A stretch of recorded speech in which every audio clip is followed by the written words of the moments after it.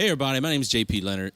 And I'm Tyler Arceneaux. And you are watching or listening We're Dying Down Here. Yeah, and this week we've got the gay queef himself.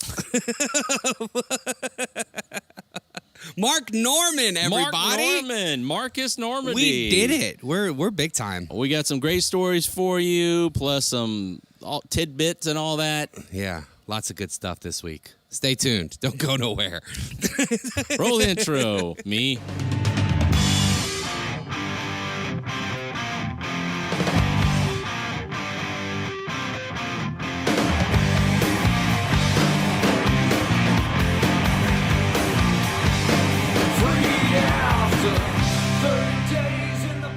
And we're back. Tyler Arceneaux, how are we doing? We're here in the beautiful Club 337. It is just as we left it, which was disheveled 2 weeks ago. I feel like it's been a while. Yeah, 2 weeks ago, the 16th. Yeah. The couch is back in the green room. The couch disappeared. I don't know what happened. It's hot in here right now. It is. It is like a boiler room. Yeah. This coffee's not helping. You know, and we still got the weird Christmas tree you guys can't see. We'll it's not even lit up anymore. Like, so it's not only is it the worst Christmas tree ever, but now it's not even bright or festive. This is sad. It's just a sad, leaning, phallic Christmas tree. Oh, boy. Yep. Well, thank you for watching. Good night. No. Tyler, what's been up, buddy? Been doing a lot of stuff, man. Dude, I have to. This first story is going to be kind of me eating a little bit of crow. That's a crow. Yeah, I did a gig opening up for Josh Watts at Boomtown Casino in Harvey, Louisiana. Harvey Weinstein. Harvey Keitel. I don't know. Can we just do? Is this just going to be our podcast now? Yeah, that's it. Yeah. So. What was interesting about this show is that there was an expectation to work PG-13. And I bitched, even though I accepted to do it, admittedly, bitched and complained and was salty and had a negative attitude towards it. You gotta watch that salt with the blood pressure. And boy, do I have blood and pressure. High PSI inside of me. No, but I was being, for lack of a better term, a bitch about the whole situation. I really was. I was complaining a lot, even though I accepted it, right? So this is me learning something, right? Coming, almost like a small coming-of-age tale for this 10-year comedian here. Growing up. But my problem was, my original mindset, my negativity stems from the fact that asking me to work PG-13, I felt like it was going to handicap me because in my eyes, my 4 best jokes, any kind of closer or opener that I have is dirty as all hell and cannot be cleaned up. Not one of those dirty jokes like if you heard Caitlin was talking on our podcast, Caitlin Palufo, about how she just changes a couple words and all of a sudden the joke is clean. Yeah. That's not what we're talking about here. We're talking about jokes that are written about the word pussy. We're talking about jokes where I talk about cum. Sing along if you know the words. From guys. start to finish, Yes. right? There's just no way to make some of this stuff PG-13. So that's where my negativity stemmed from. But I have been doing a lot of work on comedy over the last year. A lot of the new stuff I've been writing is clean, and I didn't even really realize it, right?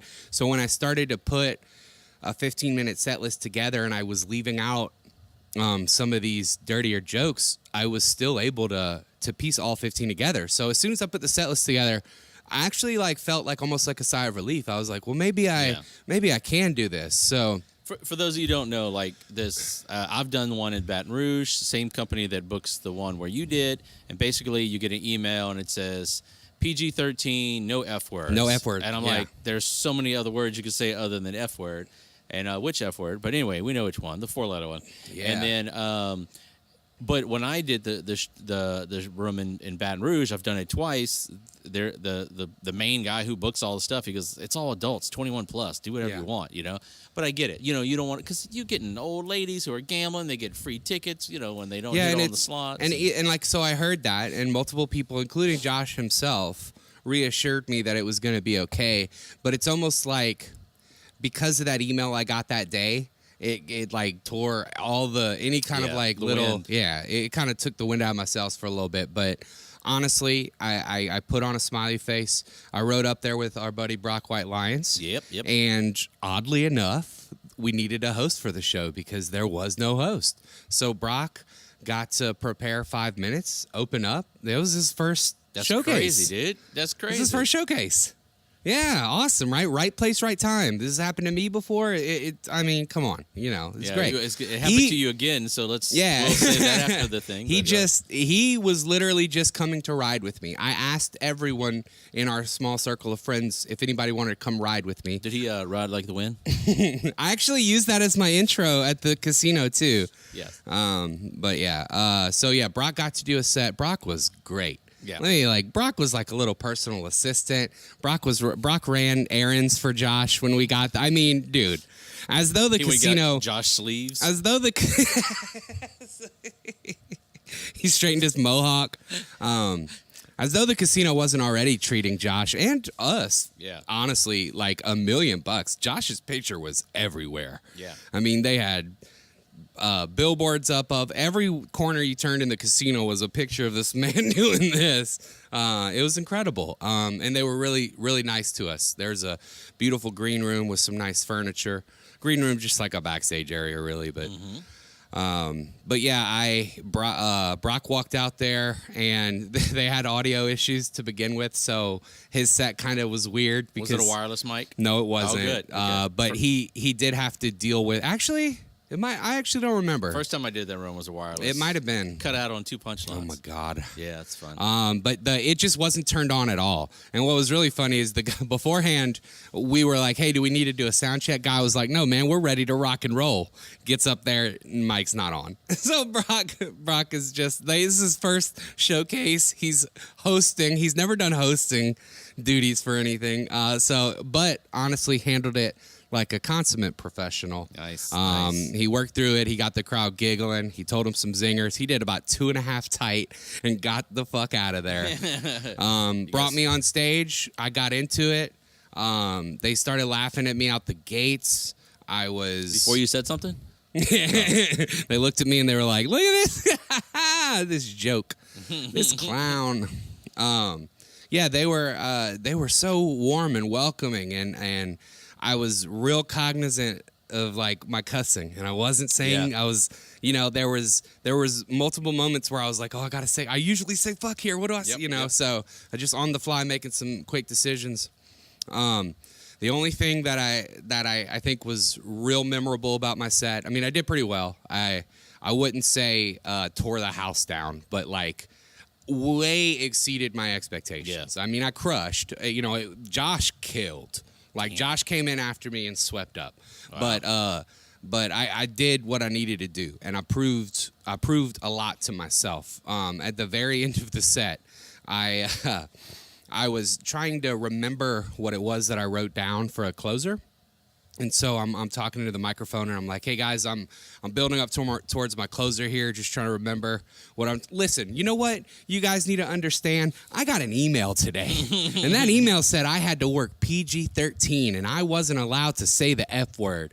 And you could hear people in the audience like kind of moaning and groaning, and somebody in the front row goes, "Why?" And I looked at him and I said, "Sir, they don't trust you. They don't trust you. One minute you're saying the F word.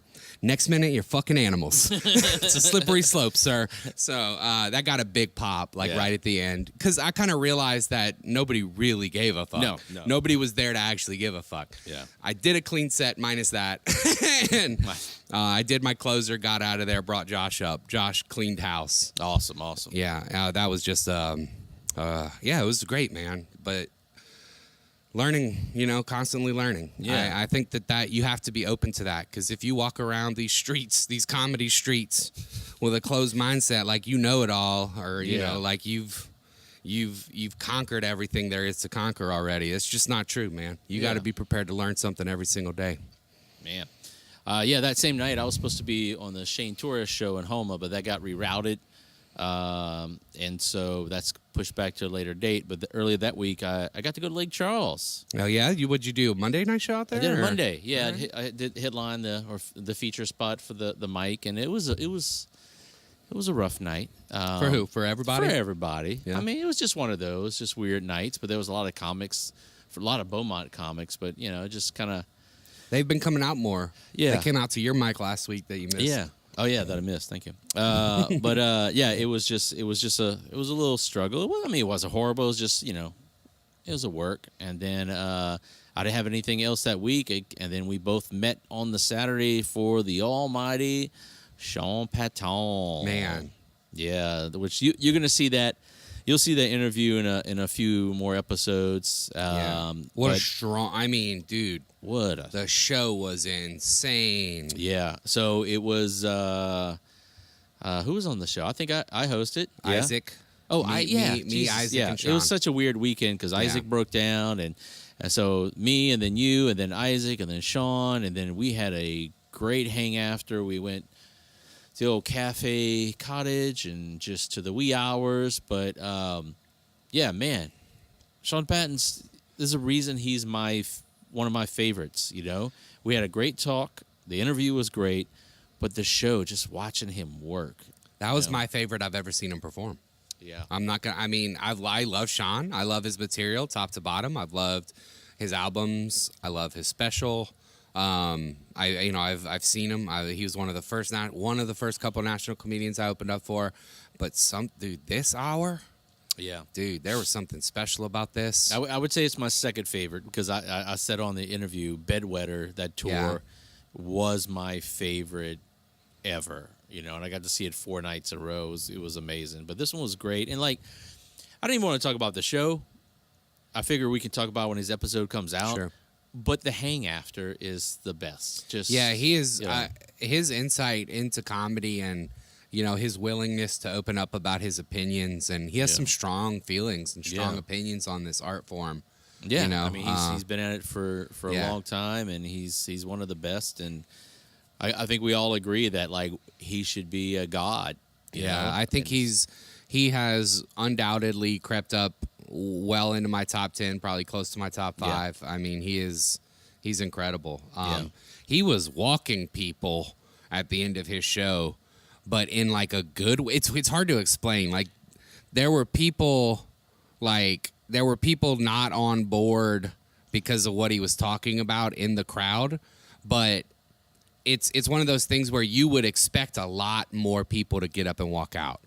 But that's a kind of a testament to how good he is. I don't even remember what it was, but it's the abortion stuff. I mean, he closes with this long, but it's so good. Yeah, and if you stick in there and you listen, then it's funny. Doesn't matter what you think. That's the point we always say. It's like the people who get upset at shows, you shouldn't be at a show because it's all jokes. That's what it is. It all comes from the same place. Patrice O'Neill said this the best, and he's like, you got to give within reason.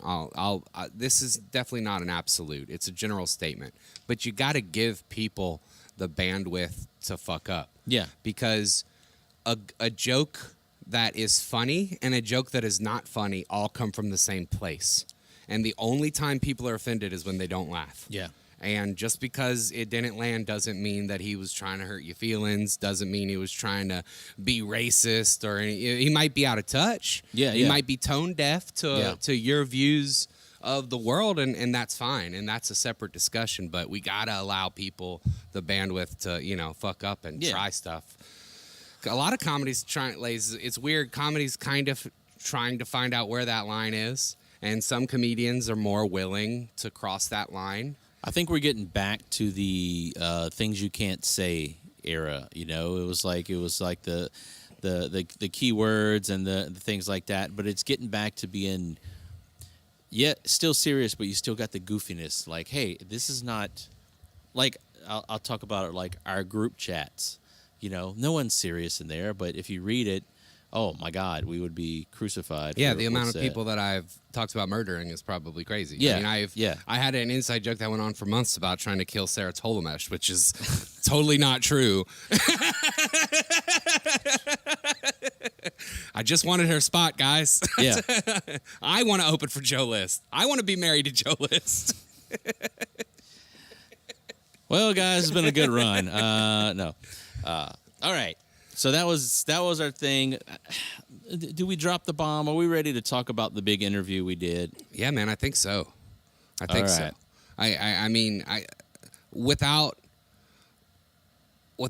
burying the lead, this guy is, whether you like his comedy or not, there is something admirable about somebody who is turned on all the time. Never This stops. guy, he is the same person on stage, on a podcast, behind the scenes, in person. In the car. I mean, in the car. In the green room. Talking to waitresses, talking to checkout people, shaking hands with fans. He is the same person, and there's something admirable about that consistency. Yep. So let's roll into it. This is our interview with Mark Norman. Markifer Normalton. Mark Norman, everybody. Markelson McDonaldfer. It's still Mark Norman. Kevin Hart. Kevin Hart. All right, let's do it. All right, everyone. Thank you for tuning in to We're Dying Down Here. This is the first episode we have not done in Club 337 because we're in beautiful Shreveport, Louisiana. On location in Mark Norman's hotel room. Mark Norman's hotel room. Oh, yeah. Guys, settle down. Room Sorry. 69. Room 69. There's 12-year-olds. What? It's a baker's dozen. Sorry. But no, we're here. Me and Tyler. I needed those Girl Scout cookies. That's right. Thin mints. Am I right? We're here in Shreveport. We Thin did Mints the here. Strand Theater tonight. Tyler was up first, then I middled, and then I think you headlined. Is that what you call it? Yeah. We should like the have switched it I around. know JP looks like a bottom, but he middled tonight. Yeah. ZZ right. Bottom. You know what I'm saying? Come on, man. Mark, how are you? Hey, good. We did a good run. We drove 6 hours from Birmingham. 6.5. 6.5. We stopped for barbecue. Yeah. Ooh. And, this has been great. 2 killer shows. Yeah. And Shreveport. Who knew? It was a banger. Yeah. Me and Mark and Will Foskey Yes. did Birmingham last night. Killer, Yep. beautiful theater. God. Oh, yeah. What a beautiful theater. Beautiful theater, bad town. Well, all right. And Ugly town. hey, follow us, Birmingham. Yeah. And then we drove in today, and Tyler met us, and then we did the Strand Theater here in lovely Shreveport. Mm-hmm. What a hot crowd. So many white people, too. Was there more white people tonight or last night? Probably tonight. Well, they drove in from the burbs. Yeah. Well, that's the thing is like, these towns, the downtown area tends to be very urban, and then you go out and it gets a little more honky-fied. I saw them one time at Lollapalooza, Honky Five. Oh, yeah. Second stage. They were great. All right. So, Mark. But we had black people there at the show. Yeah. There Oh, was they were one. good. I saw one. They were cleaning, but they were there. I'm joking. No, we had a couple POCs. Thank you for tuning in to We Might Be Canceled. So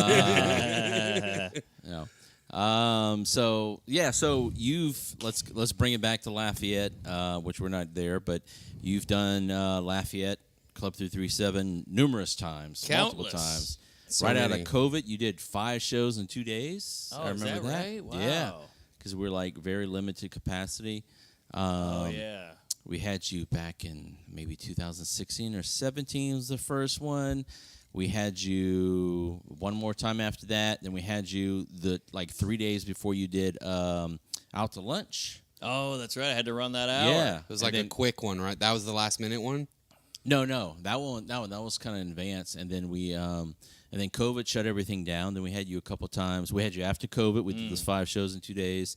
And then we had you at least 2 more times. We did I love maybe that 3. room. That was the best room in Louisiana. I always say, love that room. JP kills it. Well, it's run by a comic, so you know what to do. Plus, at the DoubleTree, you get free cookies. Yeah. And the only thing good about COVID shows where it was limited capacity, so you could sell out. Yeah. You know, you're like, look at me, I sold out a show, and you're like, well, there's 40 people here. Yeah. It's Spread out. Two people wearing masks and an umbrella. But Yeah, right. no, those are great. And we had you this year. That was the last minute show. Yeah, it was quick, right? It was Yeah, like a week or two. it was right before the heads up. special, right before the Netflix special. Oh, you were soup to running. nuts. Yeah. So we did two shows in one night. That was bonkers. Yeah, that was wild. Yeah. And so Soup to Nuts on Netflix, great special. Hey, thanks. I'm a Tuesdays with Stories nerd. Hey, it's all Tuesday. I'm a Tuesday, two straight, and then we might be drunk, which is amazing. Yeah, Oh, I love dang. that Well, podcast. it's real Yeah. comedy nerd shit. That's why I Yeah. like it, honestly. Okay. That's my. I do listen to both, but we might be drunk. Y'all start talking about people's bits, and Yeah. I love that. Oh, That's okay. my shit. You're the one. Cause Yeah, it I'm. gets really, it's You real worry about inside. that? I do, yeah, because, well, me and Sam are just comedy nerd psychos, and we wrote together for 10 years and all this. Now we're writing a movie. It's a whole thing, but Yeah. we get drunk on this show, and then you just want to talk comedy. Mm-hmm. So, like, in the beginning, we have to keep it a little, like, surface level. Hey, how was your weekend? What's your wife up to? You still gay? All right. How about Biden? Huh? He fell down. You know, Trump's in jail, whatever. And then you're like, you get 2 cocktails, and you're like, oh, did you see that Nick Mullen special or whatever, you know, and it all comes out. Yeah. By the way, probably one of my top favorite. We talked about Year this. of the Dragon, Yeah. so good. Very good. Yeah, so good. So good. Nick Mullen, funny guy. And y'all have released Bodega Cat, which is Mm-hmm. I've killed a bottle. It's great. Thank you. A beautiful whiskey. It's a hell of a rye. I appreciate it. We're trying to get into bars, and that's basically what the movie's about. Is about trying to sell this whiskey. Oh shit. Yeah, Nice. a little sneak peek for the folks at home. Is it It's not like a biography or not a doc or something, huh? Is No, it's just a comedy. It's like an Got 80s throwback raunchy comedy, but with us as the Here's the title: Catcher in the Rye. Ooh, not bad, not bad. Wait, Bottom in the Rye. Hey, There we go. It's better than all the rye moves. it? Ooh. Is that the working title? 'Cause that's No, not I just good. thought of that. 'Cause that's- You've got the rye one, baby. Yeah, I like it. Let about the it? rye one in. Hey, Little you're, vampire. you're a rye sexual. Oh, and rye? No. What? Wait, what? Oh boy. Mark, I got to tell you a story. Schindler's Rye. Okay, sorry. Go ahead. That whenever doesn't even match Yeah, up. I know. That's just All right. me. I gotta tell a quick Mark Norman story. Uh-oh. Mark did something before we ever met. I tell people this all the time. It's like one of my like go-to stories. Is this when I banged your mom? No, this was Shout later. out. All right. It was a bunch of comedians in New Orleans for no particular reason show at Tipitina's. Oh yes. For your bachelor party? For the wedding. The Right, pre-wedding, wedding. yeah. So at one point before the show started, you had come out of the green room and grabbed JP. I was with JP, by the way. You had grabbed JP and was like, "Hey, come on back. Joe's back there. You know, Sean's back there. Come say hello." And JP like gestures over to me and goes, "Hey, I'm with my friend." And you literally you do this. You like look at me and you're like, Well, in my defense, I thought you were Kevin James. And I was like, I don't know about this guy. And guess what? I left him and I went backstage. I took a sad selfie and I was like, JP's hanging with his New York friends. No, it's- Survival of the fattest, I buddy. tell that story all the time. Oh, sorry. Well, hey, next time you're Yeah. coming in there. Easy, but you know. the I think the more fun one though, and you may not remember this, you were pretty drunk, was at Skankfest this year. You had come up to the roulette table. Yes. And I was sitting down and I had a big stack of chips, and you were like, "Man, where did you get all those chips from?" And I jokingly said, "I got a system." And you stood behind me, sat next to me, played roulette, and everybody that came up, you were like, "This guy's got a system." It was a bag of Doritos. Those are the chips. But no, It was Ozempic. yeah. Purple Doritos I remember are that. my I weakness. think You do? the Are You Garbage guys might have been there. I think they were, like, yeah. That was a late night, Yeah. too. Well, that's the problem with the Skankfest, which was awesome. I mean, it was so fun, but you're staying in a casino. So you go out all night, you hit a strip club, then you hit a bar, and then you go home. You're like, all right, I'm being a good boy. I'm going home. Oh, there's a craps Yeah. table in my living room. So you had to Jesus. gamble all night. Yeah, I loved it because what ended up happening was like you were Like a lot of comedians were walking up to you wanting to talk to you, and you just kept going like, "Hey, have you met this guy?" And you're like pawning them off on me. Get it off me. And I got to meet a lot of people that way. Oh, so great! It was great. Well, you must have been way up. You were cleaning up on Yeah, chips. I was. Well, what it was you had $5 chips and I had $1 chips, but they didn't look that different. But you didn't know. You thought I had $5 chips, and you kept going, "This guy's got a system." Yeah. I was just like, I had $100 buy-in. I was working with. System of a Downs. Oh, babe. All right, let's go to commercial. The pun gun is out today. All right, so we've talked about this before, never on the podcast, because it's our first podcast, but you live in New Orleans, you live in Baton Rouge, right? Did you live in Baton Rouge? I did. Yeah. And then your first time doing an open mic was in Lafayette. Yep. 307 Jazz and Blues Club. Yep. R.I.P. Club then, 307? Huh? That was Club 307? Yeah, 307 Jazz and Blues Club. And then that was your first time. And so let's bring Was that back an open to, mic? Yeah. Yeah, it was open mic. Yeah. Who was running comedy back then in Lafayette? I remember the guy's look. I can't remember his name. He was a super skinny, wiggery guy. Like skinny, he had glasses, long hair. So there was DJ Special Ed, or a.k.a. Handsome Lance. Maybe. Any I Big don't know. Earn Boudreaux? I remember Aaron those Boudreaux, names. Trevor Chapman. Trevor Chapman. Yeah. He kind of looks like you, honestly. Really? Yeah, you'd be like, is this That comedy? wasn't him then. Yeah. He didn't look like me. Nah. He was a little ratty kind of guy, but I still remember that night. I was so nervous. I chugged a bunch of vodka, and I remember we did a pre-mic huddle. Like, all right, everybody, this is how it's going to go. You put your name in a bucket, whatever. They pulled the name. You're going to go first, second. The guy had a clipboard. And I remember loving it instantly. Like, this is great. Oh, my God, I'm on part of something. And I got to pick fifth or something. Good spot. Supposed to do 4 minutes, 5 minutes. I've told the story before, but they lit me. I didn't know what a light was. So I As just... many of our comics don't. Yeah, that's true. But I'm white. And I was just like, oh, there's a guy. I thought it was like a Van Halen thing with like a lighter. I was like, oh, I'm killing. And then they cut my mic. And I was like, well, hey, the show must go on. I got to be a professional. So I just started screaming my bit. And then the guys at the side of the stage like, get the fuck off the stage. And I was like, oh, geez, all right. And I got off. And look at you now. Yeah. No one told me the rules. So you were living in Baton Rouge at the time? Mm-hmm. And then what did you do after that?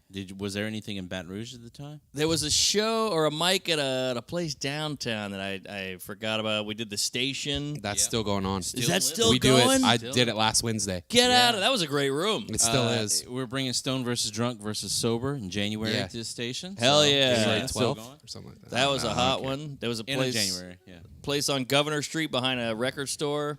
I don't know if that's still going, but the station was hot. We would drive to Lafayette. We'd drive to Lucy's Surfer Bar in New Orleans. Yeah. Then I eventually moved to New Orleans and started doing more shows there. La Nuit, all those shows. But the station was hot. I remember the downfall of La Nuit. Oh, yeah. That was right when I started, and then they had like a whole...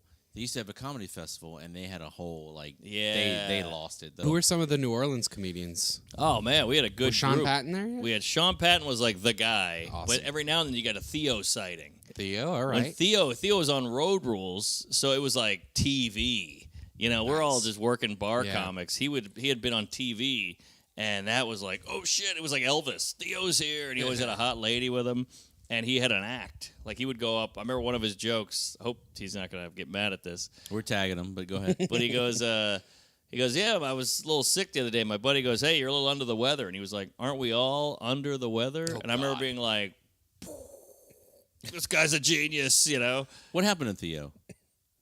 He did pretty well for himself, Okay, all actually. right. He's doing great. He's famous and rich. He's doing What a quite queef. well. His hair got longer. But yeah, Just so in the back. just the back, yeah. Just the back, ma'am. But yeah, so that was then we all moved to New York. All right, so that kind of leads us to the next thing. So this is called We're Dying Down Here. So me and Tyler, we're doing comedy in a non-comedy place. We're the only time we really get to shines when people come through. People are bringing the DoubleTree and all that. Who haven't you had? I mean, it's like Kyle Kinane, Nate Bargatze, Tom Segura, Todd Barry. You want me to name Todd him? Barry. No, I mean, I'm just No, an I'll Eddie name him. He does this Pepitone. every episode. Please don't let him. Let's call him out. No, he doesn't. I've never Just give had me the big ones. that I've never had. Oh, never had. I'm talking about who you've had. No, I'm tagging him in this. I'm trying to get him Okay. here, David Tell. Well, I yeah, want Dan that's it. Soder. Can we get Dan Soder. We'll get Soder in We there. need Soder. Big J, Oh, Oh, he'll do it. oh, fuck. Chad Daniels, He would do it. Sam Morrell. He won't do it anymore. He's too big. He's getting pretty big. And not a lot of Jew love down in Lafayette. Not a lot of Jew hate either because they're not Yeah, there. that's you true, know? that's It's- true. You It's can't like hate a, something that don't exist. yeah, So it's a Wow. catch-22. 20 Jew. Anyway.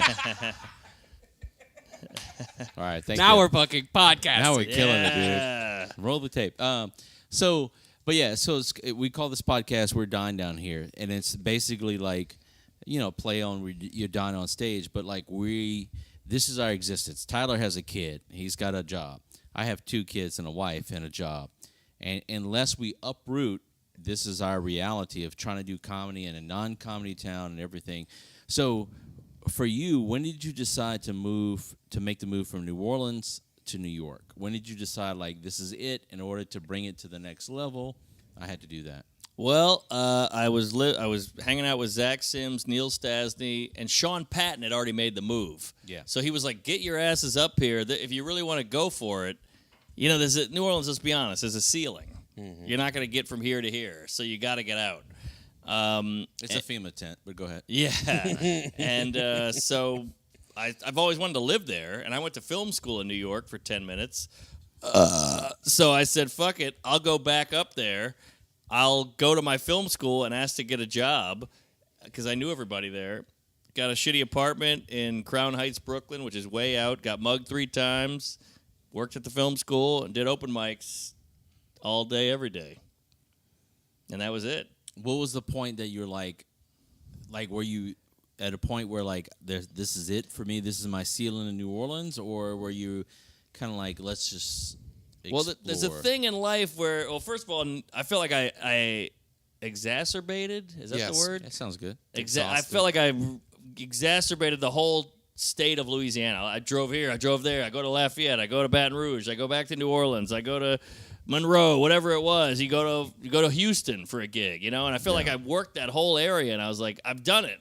What else is out there? So I had to move to New York. I've always wanted to live in New York, and I wanted to go for it. And I think this is something that young people should know.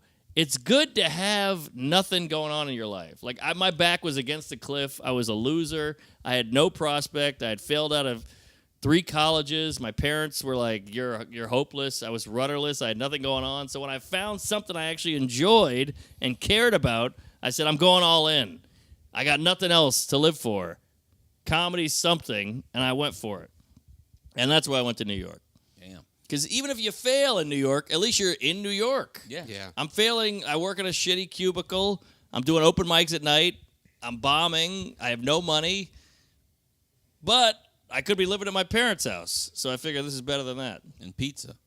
And you got the pizza. Were you ever close to coming back? No, I never. Not even close. That never even crossed my mind. Good. Like this quitting thing. I was Good. like, I'll just keep going. Because even if you're a non-working comedian, like a what do you call it? Where you're living only off comedy, you're still having a day job and doing comedy. Yeah. Which is better than just having a day job. Yeah.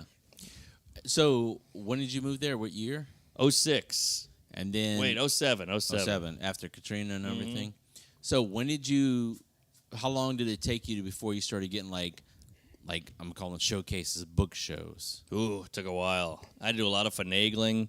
Like clubs, it's so hard to break into clubs. So one move I did was I told a club, hey, I'm doing a Letterman set. This is how long ago this was. I'm doing a Letterman set, so can I run 5? And the club was like, oh, this guy's about to be on Letterman. That's TV credit. Yeah, we'll let you run 5. And I lied. I had no Letterman connection. But I got on and I did my 5, and at that point my 5 was cooking. That's all I had was 5. And so they were like, oh, this guy's about to do Letterman. He had a good 5. We'll just pass him. So that was one way I got passed. What club was that? That was Stand Up New York. Oh yeah. Yeah, which is not what it used to be. But, these clubs go in and out of Yeah. business kind of thing. But, yeah, so now I'm in one club. Now you're in one club, so you can go to another club and go, hey, I'm in a Stand Up New York. How do I get in here? blah, blah, blah. And then you get one credit. I got on Conan. That was huge. I was 29 years old. You did Conan with like 9 times. 9 times. Okay. Jesus. Yeah. Yeah. But that was the first one. He had me on every year after that. Crazy. So, yeah. Just work. It's all incremental little steps. You know, it's almost like, you know, when you see a kid and he's got the notches on the door jamb for how tall he's getting? That's what comedy felt like. You don't feel like you're getting taller, but you are. You just got to keep going. What was your next break after that? Conan, and then I started opening for Amy Schumer. Yeah. I was a janitor, so I felt like Clark Kent. You know, Oh, I'm my mopping God. floors, I'm cleaning toilet bowls, literally toilet bowls, and then at night I'm doing these big rooms with her.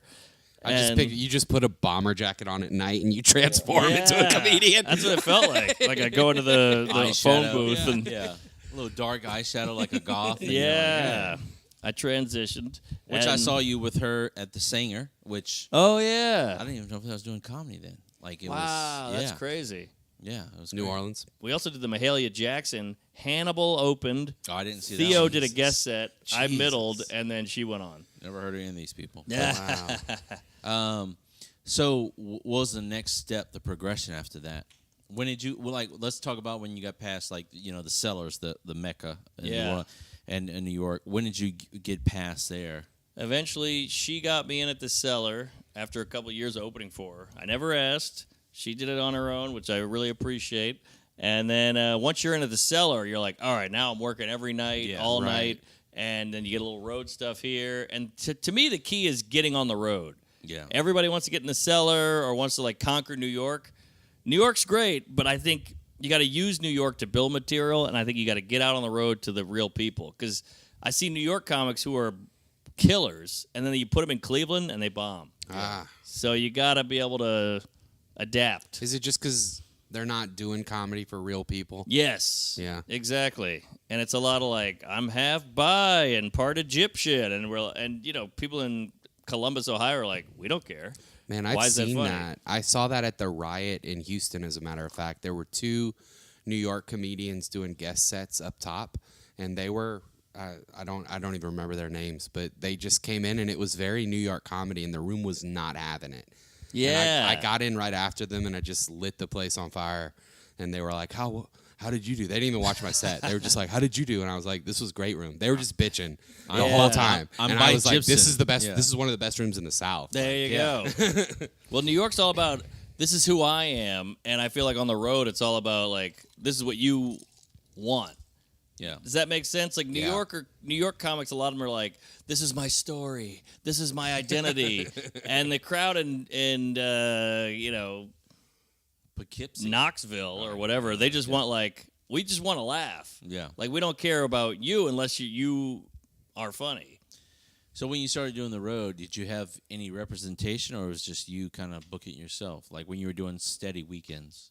Well, eventually I would send out tapes like VHS tapes, and eventually I got a manager, and a manager led to an agent, and then so on and so on. And these are rough gigs. I'm talking Bonkers with a Z, Looney Bins. We literally do Bonkers. Oh, really? Both of us have done Bonkers great. recently. Well, you should. They just started a do. thing at casinos. So Yeah. I did the very first Bonkers with Tommy T. Ray Bergeron. Shout out. There you go. With your shirt. We did the very first one at La Berge in Baton Rouge, and then there's one they kind of go into casinos. It's like a weekly show, and then Tyler just did one with Josh Watts at huge piece of Boomtown shit. Casino. Boomtown in New Orleans. Yeah, Nice. but they're kind of coming into the mix now. But yeah, they're just booking all over. But It was a clean show. I have to kind of eat crow because I bitched about this. So I was like, I'm fucking clean. It's always eating with I you. don't want. Sorry. No, don't be sorry. All right, please. pull it up, JMO. No, sorry, wrong Fucking podcast. cheers. Don't be sorry. No, it's all I just bitched so much about having to work clean. I was like, It's I can't hard. believe I don't want to do this. But then I just did it, and it was fine. Yeah. I did well, and afterward I was like, well, I feel silly now for bitching so much. And it's a good challenge. It You're is, let's see if I can do it. yeah, gotta eat some crow. So how much time did you do clean? 15. That's impressive. Yeah, because I have about another 20 or 30 that's not. So The it was opposite. it it was crazy. I found every little nugget of clean material I had and pieced it together. Good for you, because like I opened for Seinfeld and I had to pull together like a couple albums. Like I'll do that joke, I'll do that joke, because clean doesn't just mean no cursing, no sex. It's like content. Like you can't be like so. See, I got lucky there. Brian Regan's really? like no religion, no politics. Yeah, No That's gay. it wasn't clean, that no clean. gay, This was yeah. more. This was described as PG-13, no F words. Okay, got it. No F words and no pussy, which hurts me so much because I say Right. pussy so much. Yeah. So right before COVID, I had to do 15 clean with Jim Brewer at the Hard Rock in Biloxi. And I was like, how do I just call dicks wieners? And I was just like, what do I do? Like, that's a big part of this joke, you know? And it was the horriblest thing. It kind of but it was makes fun. you get creative. Yeah. Because No, you can't totally. say dicks, you got to say wee wee or something. Yeah. And wee wee's kind of funnier than dick. I say it's my bird. Yeah. Yeah. All right. There you go. Bird works. Bird? Bird's the word.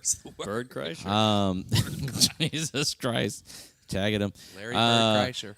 And then so you went to a weekend headliner, and then I mean, I featured for a while. Featured Don't get for me a while, wrong. yeah. But yeah, then And then you moved to headline. did a headliner, and then let's talk about the jump to theaters, which you're at now, which Yeah. is huge. Like, I never thought it would happen. what was your first theater headliner gig?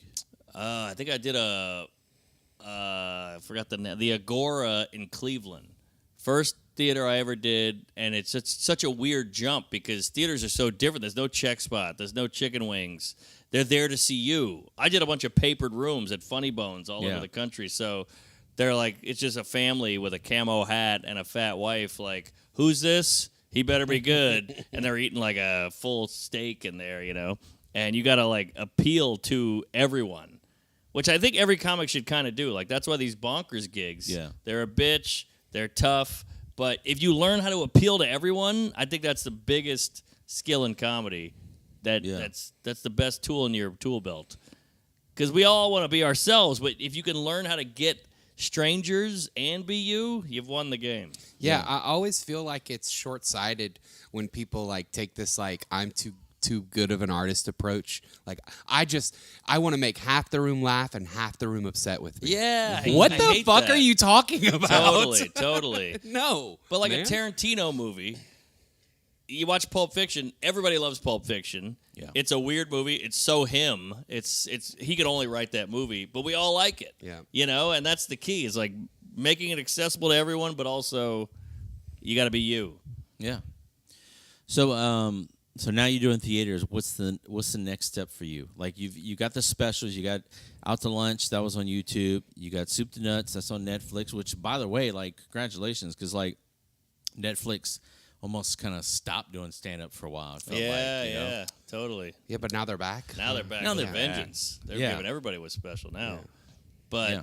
So what's the next step for you? Like, what do you? well, that's the thing. People keep asking me that, and I love this level. That's the hard part. Like, people are like, what's next? I'm like, I'd like to just stay here for 10 years if I could. So I know you did the tour with Bert. How, like, what's that feel like doing arenas, stadiums? Oh, it's you know? insane. Well, that's the cool part about this spot I'm in is like I'm friends with Bird, I'm friends with Rogan, I'm friends with Louis, I'm friends with all these Seinfeld. I can like jump in and out of these amazing opportunities. So the Fully Loaded is just pure fun. Yeah. Bert sells the tickets. Bert books everything. He brings the truck. He brings the food. He brings the slip and slide and the beer. And I just get on the bus, do my show, get drunk, and sleep. So it's fucking great. But the arenas, I get to do 20 minutes. You just bring the heat, Jesus. A game. You get to rip it open, and it's like you, Stavros, Chad Daniels, Ralph Barboza, Andrew Santino, Big J. Just a great group, and it's just the best. It's a hell of a time. But arenas are fun to... I would never want to sell one because I don't think I ever could. But just to jump in, do your 20, and get out, nothing Yeah, better. it's amazing. We saw Bert at Cajun Dome. There you Yeah. go. It's like 5,500, 6,000 people maybe. Yeah. Yeah. Mark Smalls Yeah. and Shane Torres opened for me. Oh, Yeah, that it was was nice. killer. Love Shane. So good. I Shout was out to actually Shane with his- surprised. I feel like both of us were. Yeah. We didn't necessarily weren't the biggest fans of Bert's comedy. Not that we weren't. It's just that, about making a top 5, Bert wasn't on it. Sure. But like I walked out of there Yeah. I felt like we got every bit of that show. He puts on a show, Dude, and he's incredible. So good. Not everybody's made for an arena, Right. And he's big He is. enough Yes. to He was big enough, bring yeah, it all totally. together. And Shane Torres, shout out to him. One of my favorites, and his new special out, which is produced by Bert, which is amazing. Blue-eyed Mexican. Oh, yeah, very funny. So good, man. So Check that out. Yeah. Yeah, Bert's incredible because you forget he's like a 30-year vet. Like he did New York, he did L.A., he did the clubs, he did used the to do road. comedy skinny at one time. Yeah. And now with his he's shirt back. on. Yeah. Yeah. Now he's back to skinny, which is weird. But either way, we would be in a parking lot doing something before the show, and his daughter got hit by a car on accident and like fell over, and she was fine. But he headlined at this. First of all, this 8 comics doing 20 minutes, and then Bert. Jesus Christ. And he's drinking, and then he would go on and he talked about his daughter getting hit by a car, and it's killing. And I'm like, this guy just opened with random bullshit that happened today in an arena, and it's murdering. That's like when you get to we were talking about it earlier, when you get to a level where it's just stories, and it's just like no matter what you say, it's gonna kill because everyone's there for you. Yeah. Right. But no, I mean, like we both left there and we're just like, holy shit, that was amazing. He puts on a show. Yeah, it was great. Mm-hmm. All right, I know you got a flight to catch like in a couple hours. Yeah. Anything, any plugs, anything you want to say? I'd like to hear who you think the most underrated, underappreciated comedian is.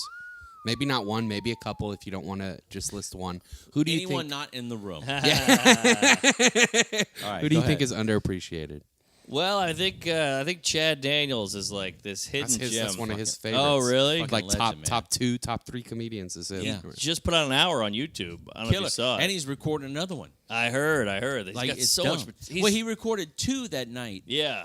and then now he's got another one. It's ridiculous. Well, I'll tell you about that second hour. I got a surprise for you. boy. But yeah, he's just so good. He's like this weird assassin who lives in the woods, and they have to call him like, Yeah. "We need you." I love that. He's got a lake house. Yeah. Like he's what we talk about. Like you live in a place that's not comedy. You Yep. fly out on the That's it. weekends. Yeah, that's the dream. You come back. You got Monday through Thursday. That's the dream. Yeah. 2 yeah. kids. Where does he work out? I think in Minneapolis. Probably a Planet That's Fitness. the dream. Like, sorry. well, this sounds gross. I liked it. Thank you. I didn't catch it until a Thank you. second ago. That's how smooth it was. Yeah. It's like your jokes. No one catches them. Yeah. It's like my set tonight. Thank you. No. But yeah, Chad Daniels is great. I think Kyle Kinane has got some. Obviously, he's got a fan base, but I think he's. I don't know why he's not huge. Right, He I should be agree. way bigger. Yeah. Then there's. I own 4 of his shirts. Oh well, there you go. My old profile picture was me and my dog, and we each wearing a different of his shirts. That's like fun. Kanane's my best. Well, that's a little creepy, but yeah, no. But It's then a you got female like dog. But guys like Anthony DeVito or So good. so good. There's a guy in New York named Sean Murphy. so good. Yeah, this guy Chris Allen is very funny. There's a bunch of funny guys out there or gals. Yeah. You know, like Maddie Weiner is great, and you'll see more of her. Caitlin Palufo. Shout out again. Palufo is a Yeah, I killer. love Caitlin. Yeah, Beast, there's yeah. a lot, but that's what's great about the internet. It's finally these funny people who, are struggling a little or can put it all out there to the world. So, it's hard to bitch now as a comic. Like, oh, they'll never find me and no one notices me. It's Right. like, well, just YouTube's right there. Yeah, people like I'm always surprised that like when I find a new comedian and I go look at their YouTube and they have like 600,000 subscribers. Like Ryan Long, he's somebody. I love Ryan Long, but I just discovered him. And I don't really? understand how. See, he's been around for He's- years. He's got 500, 600,000 YouTube Well, like- subscribers. I've never heard of him till this year. That's hilarious. Will Yeah. Foskey middle last Yeah, night. this is another His one. special has 600,000+ on YouTube, and we're like, Yeah. how? Yeah. Like, what did you hack? Was it the Russians? I don't know. But well, if it's good, but it's yeah, good. yeah, it was good, man. Oh, He's a Louis killer Katz. dude. Louis Katz is a Yeah. funny comic. Yeah. He's got almost 1 million views on his YouTube. Yeah, one of my favorites. So yeah, a lot of underappreciated comics out there, but they'll pop. Everyone gets if it's good, it'll rise. The cream. I agree. Yeah, Cool. cream always rises to the All right, top. he's doing Yeah, Macho sorry. Man again. I like Sorry. that. That was great. Well, thank you very much. Thank you for having us. I enjoyed the last 2 nights. It was amazing. MarkNormanComedy.com. Yeah, for it. tickets. For tickets, all that, Punch Up Live. Yeah, we might be drunk. Tuesdays with stories. Tuesday with Soup Stories. to Shout out Nuts. to Joe List. The the only podcast I religiously listen to is Tuesdays. Wow. I'm a Tuesday. It goes back. Just y'all, two of my favorite comedians. Joe List is great. You're great.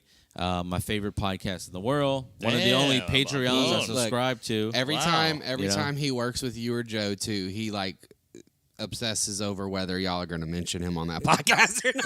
No, I'm joking. And you always do. He doesn't actually obsess over it, but when it happens, it's like we're all cheering. Like, we're JP Lafayette comedy.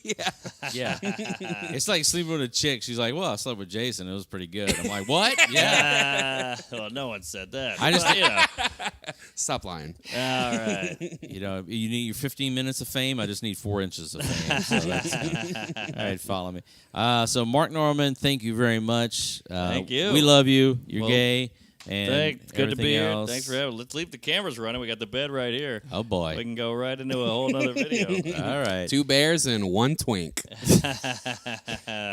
Beautiful. That's it. We're done down here. Good night. Thank you. Comedy. And we are back. We're back. So just a thing up top. We had a little issue with one of the cameras. So if one of them looked a little blurry. We almost should have said something beforehand, but Yeah, I know. But one of us was.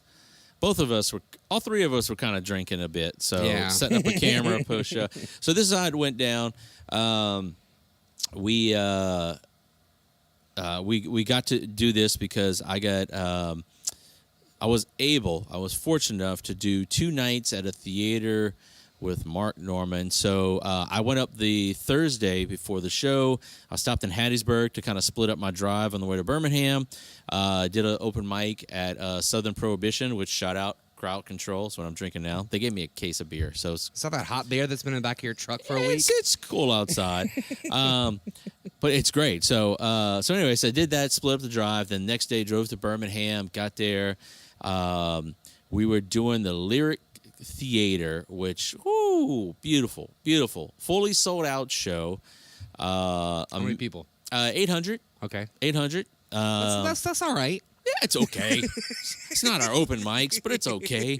So we did that, and then while we were there, so Will Foskey formerly from Atlanta, now in New York, he featured. So I went first.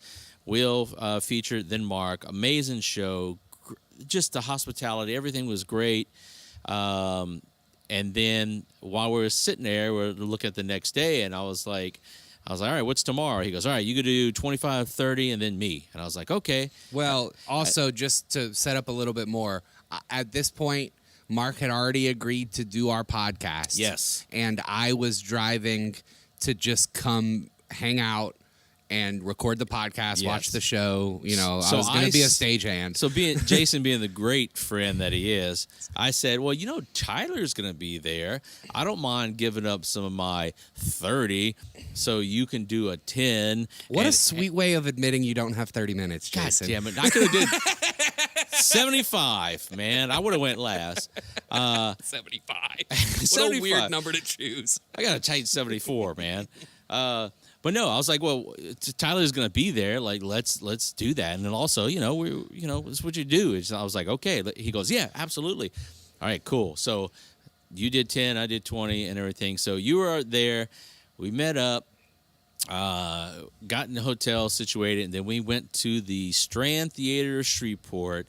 1,000+ people. Beautiful place. I mean, you can see our pictures on the Instagram and everything. But what a freaking hot tot show. It was incredible. Mark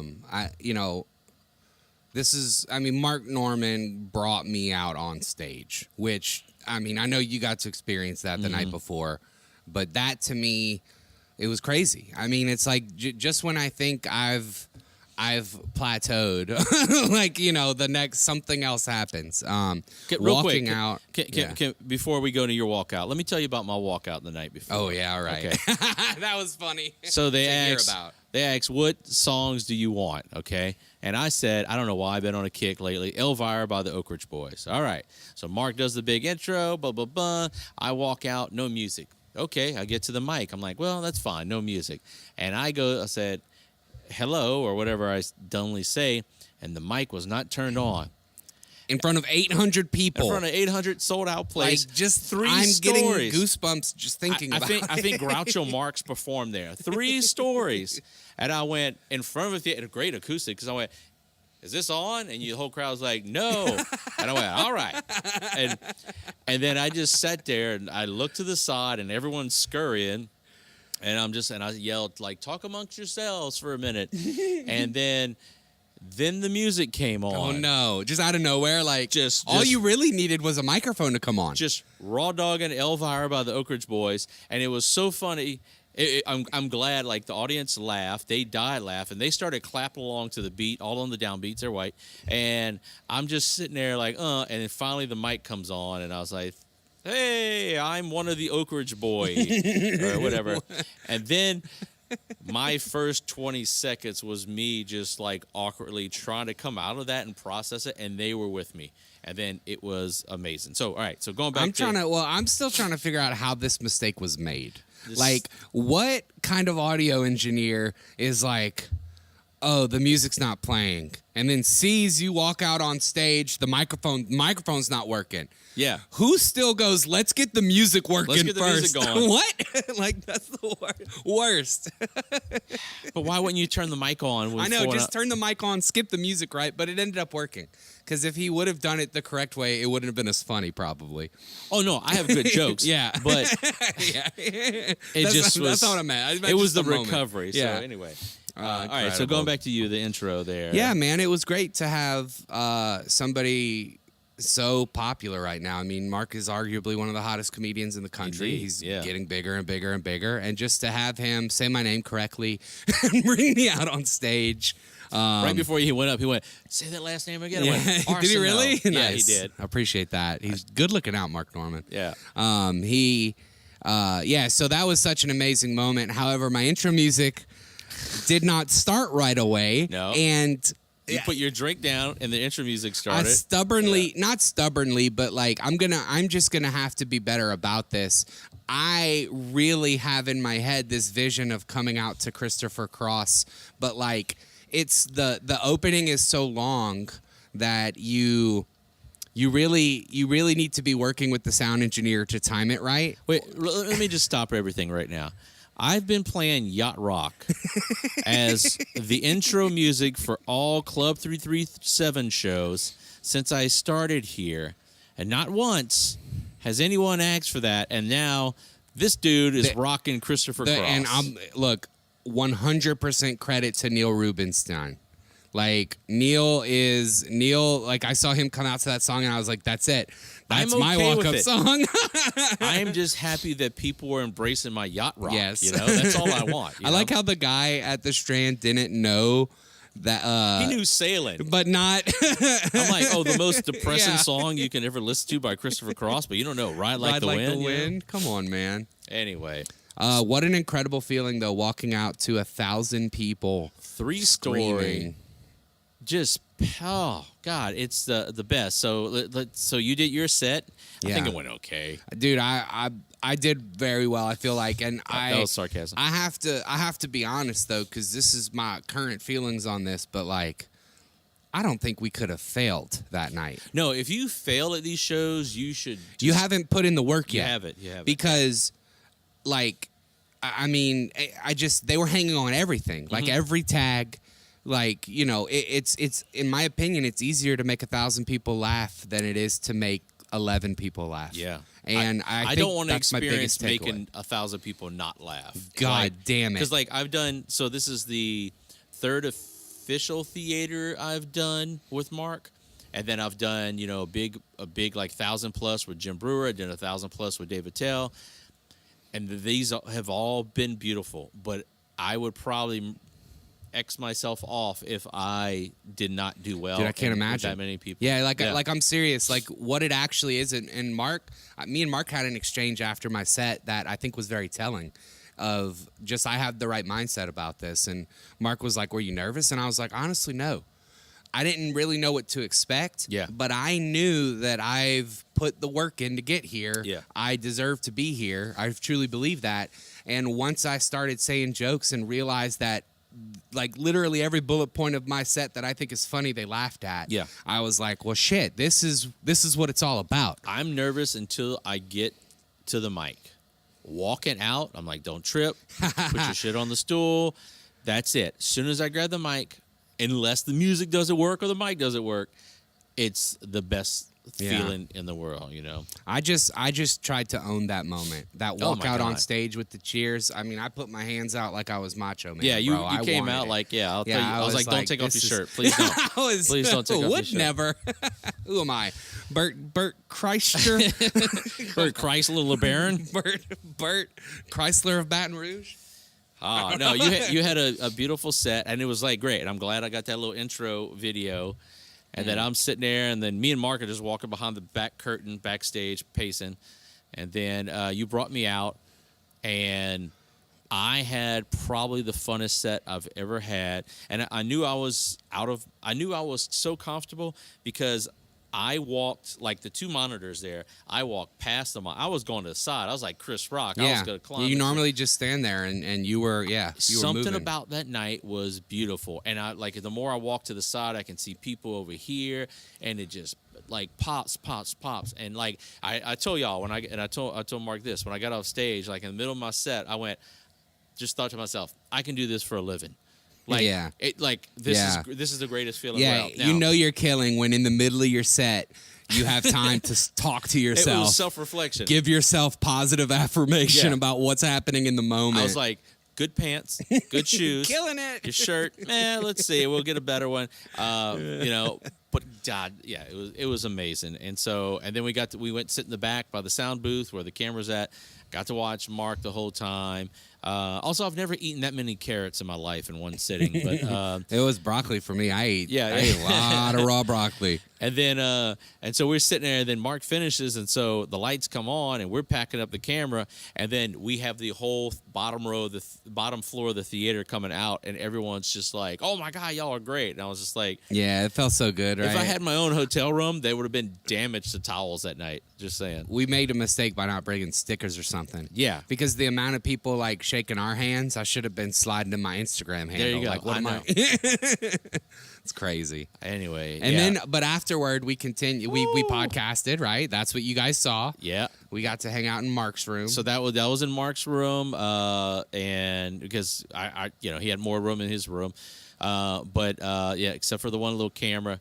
We were already a couple drinks in. We were feeling good. Daddy's drinking. Oh, JP Leonard lost his identity that night. Daddy's drinking bourbon on the rocks. Oh, no rocks. It was bourbon straight. So we did that after, gave the love to Mark, and then we were like, we got hit up by a bunch of local comics, like, come on out. Yeah, so we were riding a high, too. It's hard to go from that to going to sleep. Mark's used to it. I would have punched a cop that night. What are you, a sergeant? You would have. So you were frisky. We go to this bar where I think it's a historic bar. I think it's where the first batch of meth was made. And that's what it's known for? No, I'm just making that up. You've seen the people in there. So we go in there. Everyone. For the tiki bar. The tiki bar. Oh, the mullets per person ratio there was very high. Also, the guy Clyde who told us to go there did not show up. Yeah, and we knew that because we walked in and there was only white people there, and it looked like only white people were allowed there. Yeah. So we were like, this can't be the right place. Clyde would never tell us to come here. So we're sitting there and we watched the band. Great little band, by the way. Two of them had mullets. One dude looked like he was on meth. The other guy can fix a Chevy. And but they were great. And then we're having a few drinks. Great bartender. And then we're like, Clyde, where you at? He's, we had to leave because whatever. We're at this bar. So he comes meet us. So he comes meet us and he brings us that bar. And then I don't remember what that bar was. It was a live band. But he's like, I'm taking y'all here because you got to eat the mac and cheese with the barbecue brisket. It was called Bears. That's what it was called. Yeah, you got two bears, all right. Walked in there. And we walked by. I don't know if there was a cover. I wasn't paying it. I walked right in. They checked our IDs. I didn't even pull out my wallet. Oh, really? Yeah. They were like, I just killed in the theater. You're their grandfather. Yeah. Go on in. And then I proceeded to you said you bought me a beer. I don't remember that. Yeah. I don't remember who paid for food. I did. Oh, okay. Thank yeah. you. You're no great. problem. No problem. And then we ate, and then we watched the band, and then their last song. They were an emo cover band. Dude. They were killing it. They were playing My Chemical Romance. The Fallout Boy was the last one. And, all kind of shit. And then we left, and Clyde brought us back to the hotel. Yeah, Clyde drove us, saved us an Uber ride. Hoo-wee. And Daddy passed out. You were Dunskies. I was Dunskies. I had like 8 bourbons. No, I actually at the theater I had a double Hennessy. What? Yeah. I've never seen you. This is new Jason. Look, I've been drinking with you for a while. Well, 'cause who are you hanging out with? That is, you're drinking Hennessy. Snoop Dogg was there, I think, or it's just a skinny dude trying to sell me crack. I went up and I was like, "What whiskey you have?" They're like Crown and Hennessy, and I was like Hennessy, and I was like, she's pouring it. She's like single. I was like, yeah. I was like, how much is a double? She's like 28. I'm like, make it a single. And she goes, I'm gonna give you a double on me since you opened it. And I was like, thank you. Oh hell yeah. And I was payad. And then woke up the next day. Nice headache. Christmas Eve, and then drove home. It rained 3 hours. all day. It rained the whole drive. drive. It was tough. I drove. We passed each other up like 4 or Multiple 5 times yeah. on the. We left at different times, but I we wasn't passed each stopping. other up. I stopped a couple times, but I kept. I think I drove from Thursday to when we got back home. I think 1,200 miles. Jesus was Christ! my thing because it was like 8 hours to Birmingham. I split that up, and then from Birmingham to Shreveport was 6.5 hours. Plus we stopped for Amazing Barbecue, and then Oh my God! What was the name of that place? You might as well shout it out. You don't remember? I don't. I'll look it up later. I'll put it right here. It was like Terry's Barbecue in Vicksburg, Mississippi. Whatever. Oh, buddy. Yeah. Shout out to them. I'll tag you and just send me some brisket. But yeah. So I mean, what an amazing weekend. All I know is that hosting an open mic is gonna suck for both of us. I'm doing it tonight. Like I leave here to go do that. Yeah. Hey. But yeah, I think it's a good time to go ahead and move on to everybody's favorite segment. Hack Watch. You want to kick us off? Do you have anything? Yes. I want to go first. Yes. Even though I woke up with someone making a rude comment on a failed comedian / rapper making a rude comment on my Instagram this morning, which took me 2 minutes, and I just blocked all their stuff. Failed Tyler? comedian rapper. Tyler, I'm riding so high off this Mark Norman weekend, Can't say shit to me. performing in front of, let's say, 2,000 people Yeah, total. but you didn't earn it.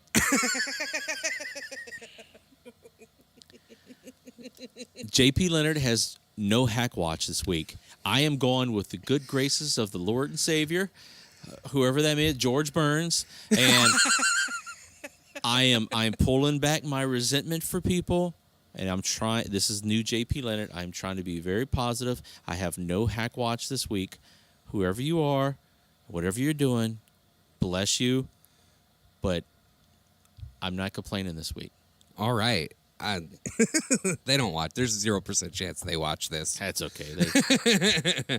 I'm fucking complaining. All right, here we go. No, this isn't so much a complaint. It's a little bit of a complaint. But not about anybody specific. I think there is a common misconception about being booked that I'd just like to address. Oh, good one. Good topic. There is, I hear a lot of talk sometimes just through the grapevine, people using words like, oh, these people don't book a lot of comedians. These people don't book a lot of comedians. Oh, this city doesn't book a lot of comedians.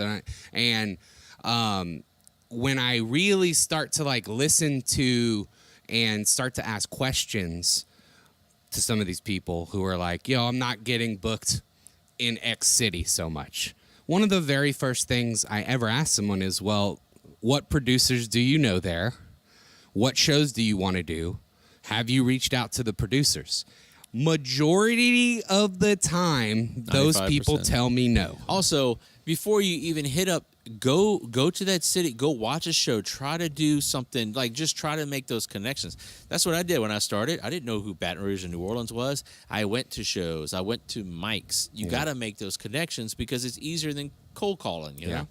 And so, like, here's the reality. A lot of people have this weird misconception that there's some sort of honor in not asking to be booked.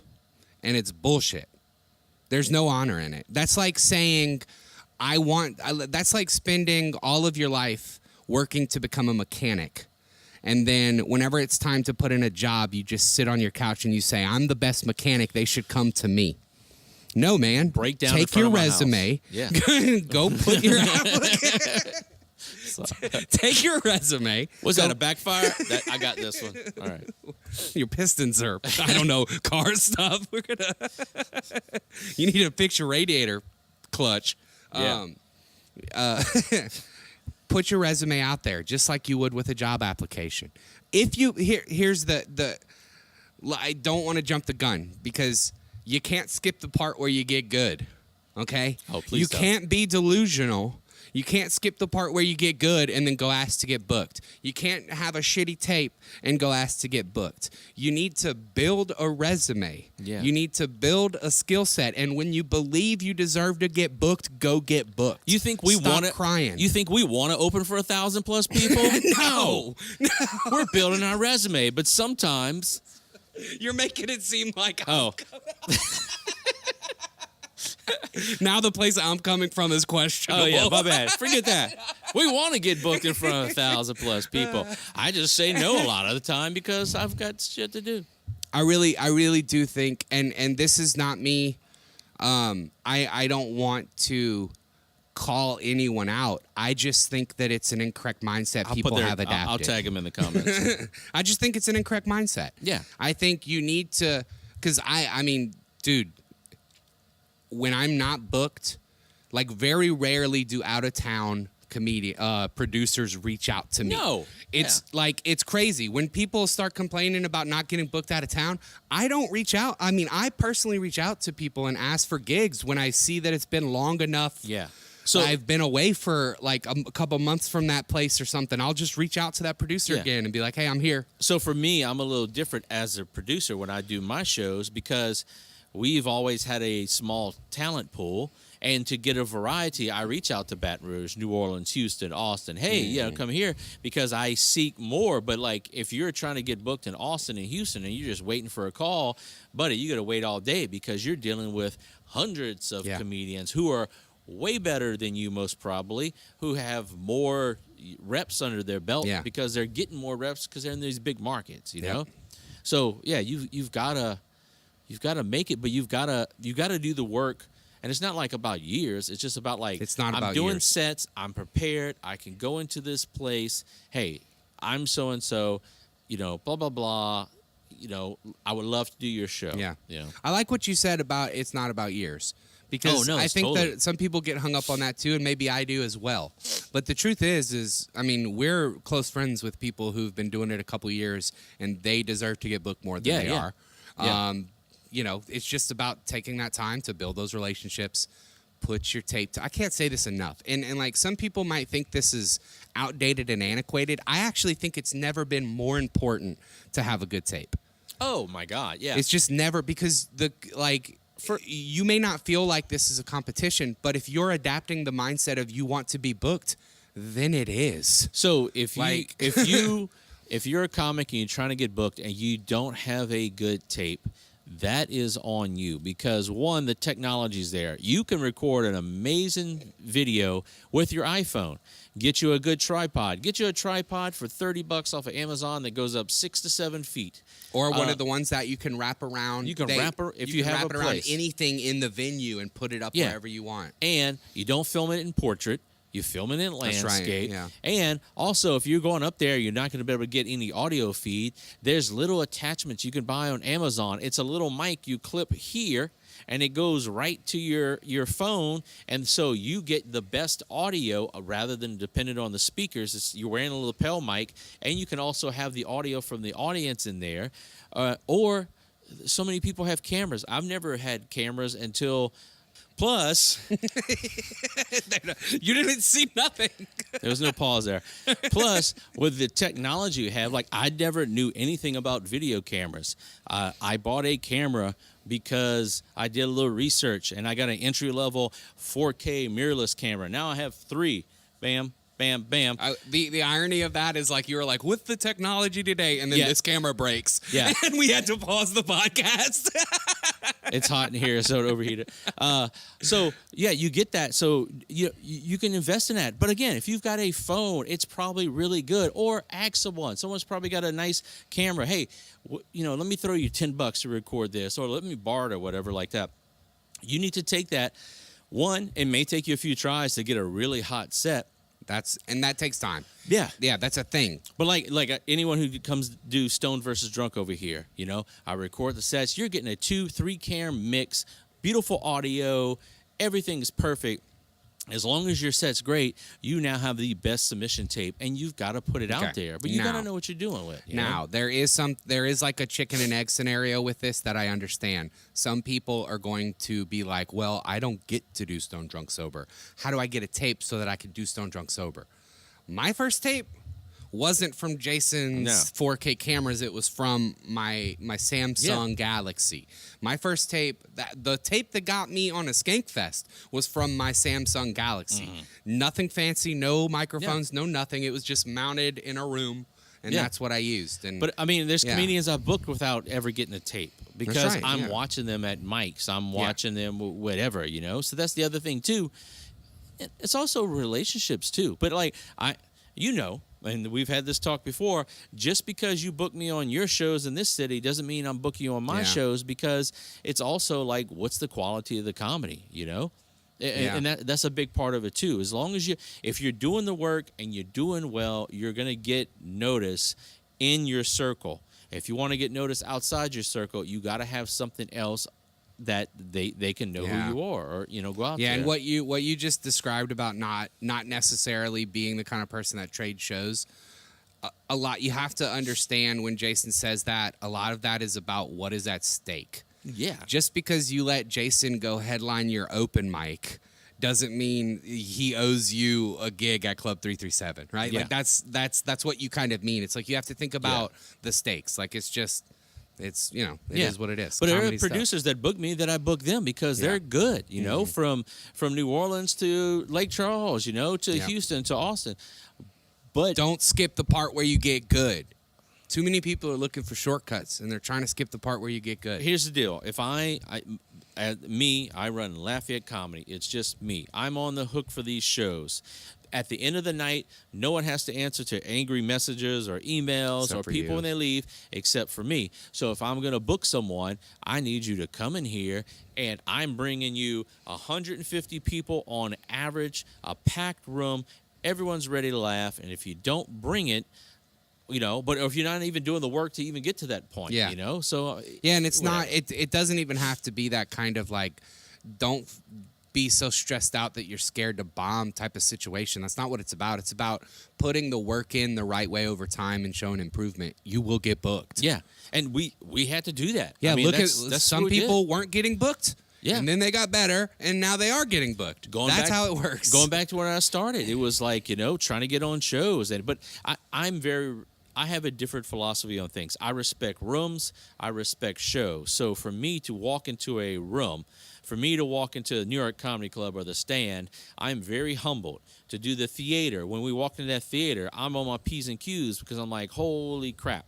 I can't believe I'm here. I respect this room, whatever it was, whoever's been there before, I respect the show. Yeah. And I'm going to go in there, and I'm not going to half-ass it. Yeah, did you think I was going to do 11 minutes? Fuck no. I'm doing 10 because I was told to do 10. Yeah, exactly. Well, my watch vibrates at 18. I know I got 2 minutes to wrap it up, and I was in the middle of, horse joke.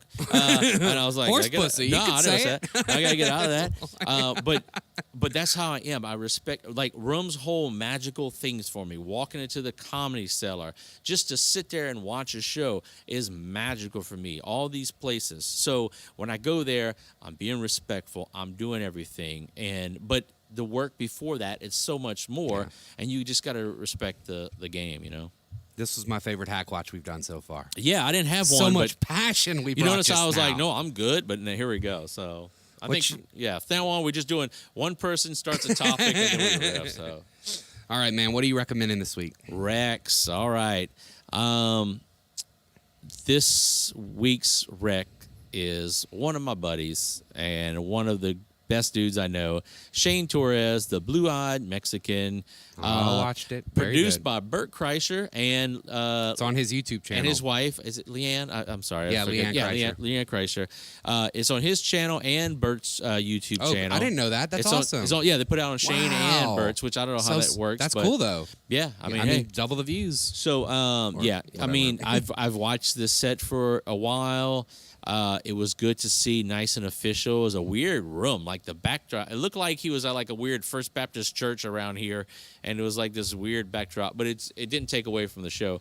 But I love Shane Torres, and he is a great comic. What a good hour, and it was nice to see it out there. What was the name of that venue? I don't know. It looked crazy inside, Yeah, right? it was I've never like seen the that venue whole thing. before. It It was looked- pretty cool. Yeah. I think it was. Where was it at? Maybe no. It was in. I think Brooklyn? it was in Brooklyn. Yeah, Brooklyn. Okay, that's right. Yeah, it was weird enough that I was like, "What?" And then after a while, I was like, "Okay, it was fine," But yeah, so that's my rec this week. Shane Torres, blue-eyed Mexican. Guy Fieri did nothing wrong. Yeah, he didn't. It's an older one. yeah. I know the guys. Too. Watch his other All one. right. My Rex this week is two brand new podcasts that were just started. One of them by relatively out of the limelight recently, stand-up comedian Daniel Tosh. Oh, And yeah. when this I've podcast, seen him live. This podcast Amazing. is hilarious. Okay. It's not like about comedy, and it's short. So the first episode of Daniel Tosh's new podcast, and I honestly didn't even write down what it was called. I forgot. It might just be called like Tosh or something. But he interviews his wife's gynecologist. I mean, like that's the kind of podcast it is. So there's Jesus, few that's episodes great. out, but if you're a fan of Tosh, first of all, I think he's one of the best stand-ups, and he's been out of the picture. I don't know if he's not been doing stand-up or what, but he hasn't released material in a long time. But I love Tosh. For a while there, I thought he was at the top of the game. His stand-up was great, and his show was amazing. Amazing. Second podcast, Soder. Dan Soder Yes. left the bonfire, got replaced by the glorious Bobby Kelly. Never heard of him. And, there's been an uprising. I mean, people love Dan Soder. People love Bobby Kelly too, but where's Dan been? Well, Dan finally is, he went through the podcast circuit to start promoting his new podcast. It's called Soder. He has several episodes out already. Bobby Kelly, Big J. Okerson, Mark Norman, Joe List. Joe List. Yeah. And they're all quick 30, 40 minutes, and he releases extra footage later on during the week. There's the new bonus. one Follow from Dan Norman, Soder on YouTube. Watch all his stuff. Dan's one of my favorite comedians. Hope to meet him one day. Those are my recs. Those are rad. Big thanks to our sponsor, Gator Custom Graphics. They are a local, full-service sign shop specializing in banners, wide print in format, and vehicle graphics. From your custom business cards to your storefront, Gator has your sign and printer needs covered. Check them out at Gator Custom Graphics with an X.com, or check them out on Instagram, Gator Custom Graphics. Hey, I want to give a big thanks to our sponsor, Ounce of Hope Aquaponic Cannabis Company. Ounce of Hope provides high-quality CBD and Delta-8 through an advanced aquaponic system for the utmost in quality products.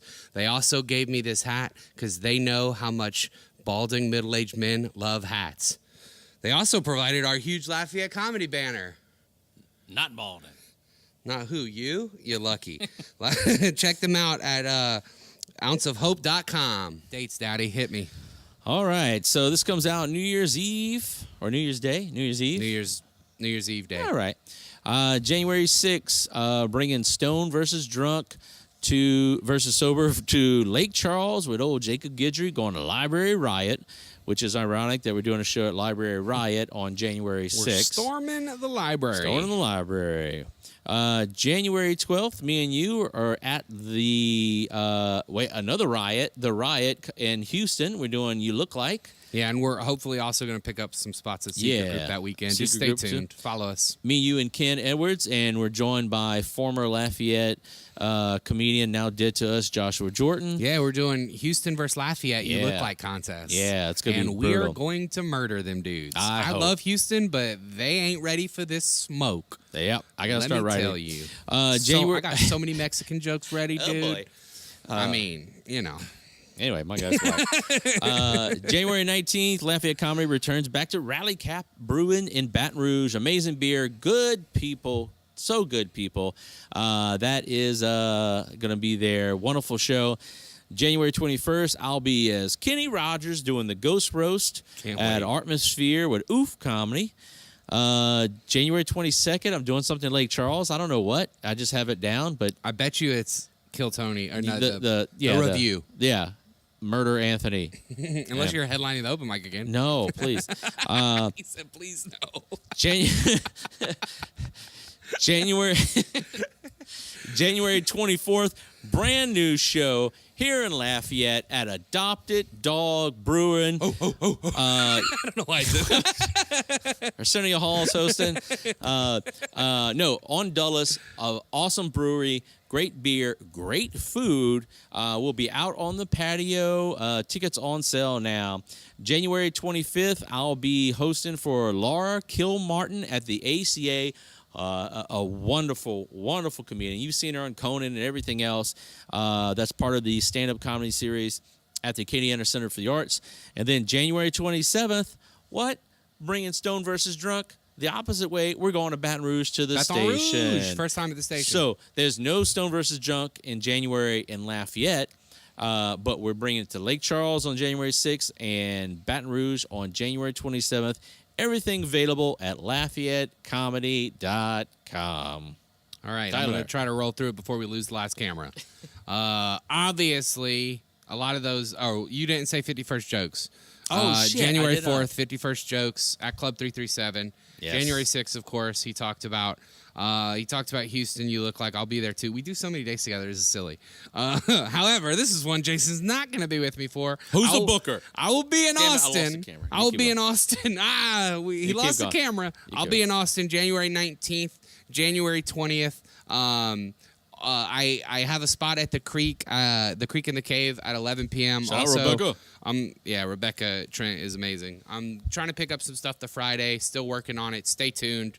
Probably let you guys know about that in the future. Other than that, TheTylerA.com. Follow me everywhere. Guys, thank you for sticking around. This is We're dying down here. we're dying down here, and one of our cameras died. It's hot in here. But yeah, that's it. Next episode, we'll tell you right now, you're going to get Dave Stone and Jeff Tate. Ooh, that's they a hot one. are coming back. Yeah. Well, they're not coming back, but we'll have that one. We're stupid. They'll be here for you. Don't look at that camera. That camera's dead. Bye, guys. Roll the camera. Footage. All right.